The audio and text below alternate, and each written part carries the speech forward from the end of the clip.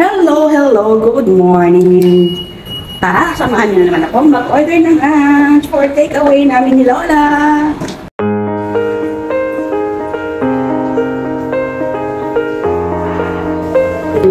Can I have this? Yeah, for takeaway. And tong lengcha. Yeah, takeaway. Tong lengcha. Bibili ako ng tofu, pero ang bibilhin ko is for yung pang-steam. May tatlong klase ng tofu dito sa supermarket. Yung isa, for dessert, pwede pang-sweet. Ito naman, pwede din yung pang-steam. Ito naman, for frying. Kasi medyo firm. At ito talaga yung pinaka-firm, pinaka-matigas. Pwede sa hot pot.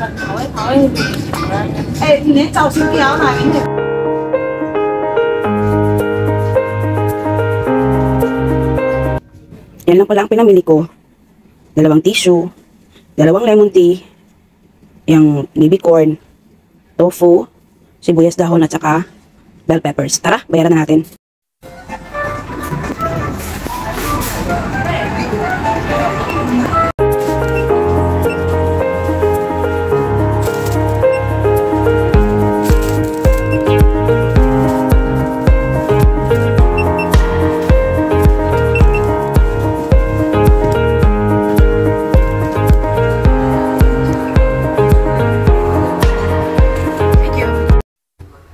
Lunch for today is Mexican seafood rice. Ayan.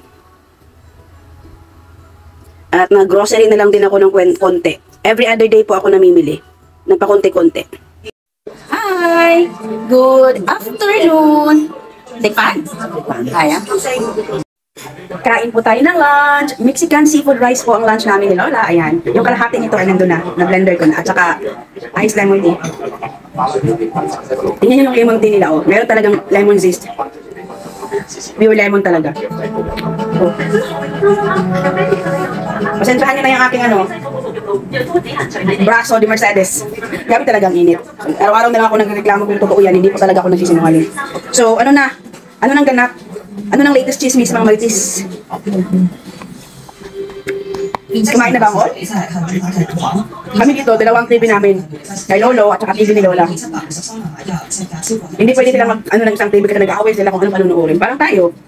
Merong gusto ng GMA, may gusto ng EBS, merong gusto ng TV5. Diba? Sila ganun din. Kaya binilhan ng 2 TV ng mga anak. May tanong nga pala ako. Kumakain ba kayo ng mga Mexican food? Alam niyo ba na ang escabeche, ensalada ay mga pagkain Meksikano na nakuha natin mga Pinoy? Paalam! Ingat!